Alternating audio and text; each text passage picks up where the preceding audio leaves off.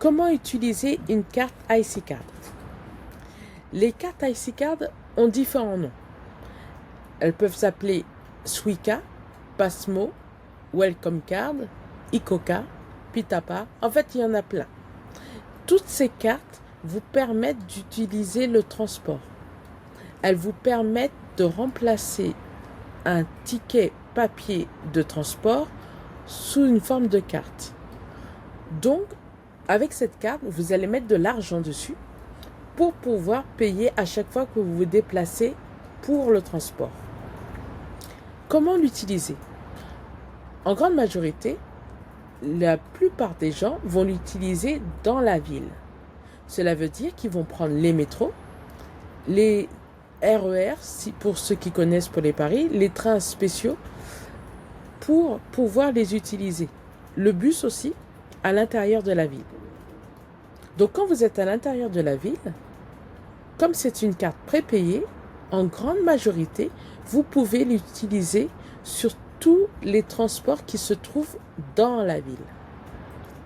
Si par exemple vous voulez aller jusqu'à l'aéroport, c'est possible d'utiliser la carte.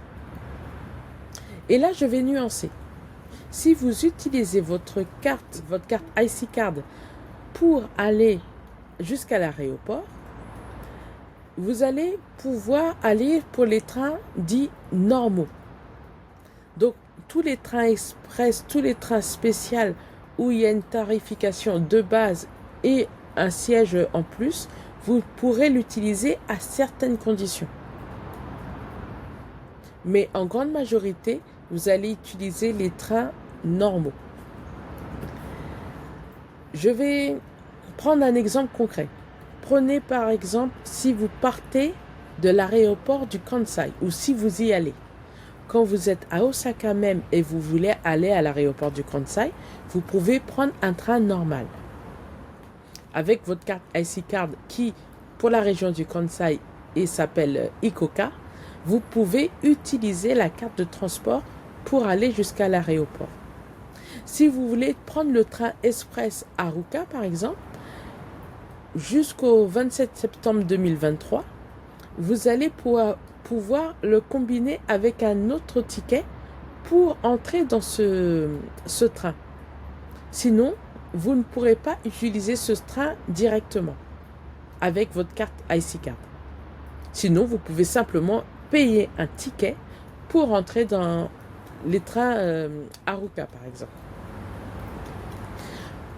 Si vous partez de l'aéroport et vous arrivez directement au Japon, vous pouvez prendre votre IC Card. Certains bus vous permettent d'arriver jusqu'à Osaka. Et vous pouvez payer dans certains des bus avec votre carte IC Card. Mais pour pouvoir l'utiliser, il faut que vous ayez assez d'argent sur la carte pour pouvoir entrer dans le bus. Car quand vous entrez dans les bus, vous validez une fois et si vous avez assez d'argent, vous passez. C'est pour ça que je vous conseillerais plus, pour les bus d'aéroport, de prendre plutôt un ticket. Comme ça, vous êtes sûr que vous avez assez d'argent, que vous avez la bonne destination et donc l'argent que vous gérez pour votre transport, votre budget de transport, est tranquillement sur votre carte. Ce sera la dépense différente, mise à côté, mais vous aurez votre dépense pour aller l'utiliser. Enfin, le prix de votre titre de transport au Japon se fait selon la distance. Selon la distance, vous pouvez aller très loin. En général, c'est sur 200 km le rayon. Et avec la carte IC Card, donc vous pouvez aller dans différentes villes. Par exemple, si je continue avec l'exemple de Osaka, si vous voulez aller jusqu'à Nara, vous pouvez utiliser votre carte IC Card.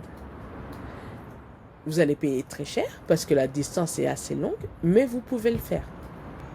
Et là, si vous prenez un ticket différent, c'est la même chose. Mais c'est à voir. Un petit bonus pour vous. Quand vous rentrez dans les transports, vous pouvez rentrer avec la carte. S'il n'y a pas assez de fonds pour pouvoir sortir de la gare, vous pouvez charger l'argent dont vous avez besoin dessus. Et vous pouvez aussi utiliser différentes compagnies. C'est vrai que par exemple la carte à Osaka, pour continuer sur cet exemple, la carte ICOCA, elle est créée par JR West, mais vous pouvez utiliser sur différentes lignes de train. Pas que les trains JR. Vous pouvez utiliser les bus aussi, comme je vous ai dit précédemment. Vous pourrez les utiliser. Mais vous allez entrer par la gare avec la carte. Vous devez sortir avec assez de fonds sur la carte pour pouvoir sortir de la gare. Sinon, vous devez la recharger. Et pour la recharger, en grande majorité, cela se fait en espèces. La carte IC Card est un bon moyen de pouvoir payer votre transport. Selon la distance, la carte IC Card simplement ne suffit pas. À l'intérieur de la ville, à 90%, il y a 90% de chances que ça fonctionne bien. Pour les bus et les métros, ça passe bien, quel que soit le bus ou le métro. Si vous changez la distance pour aller avec des trains spéciaux, comme les trains express ou semi-express ou plus élevés, vous devez payer un autre type de transport papier en plus.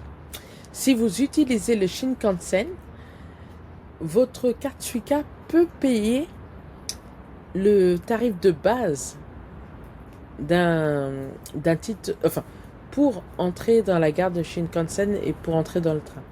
Mais elle ne vous paye pas le tarif pour le Shinkansen.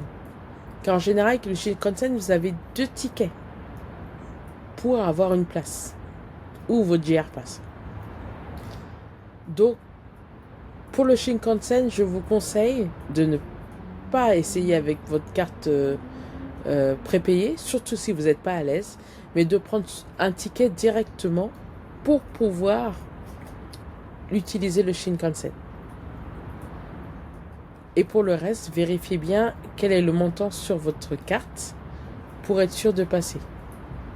Donc, si vous prenez le bus de la gare, de l'aéroport d'Osaka pour aller en ville, ayez les fonds sur votre carte. Ou sinon, payez un ticket.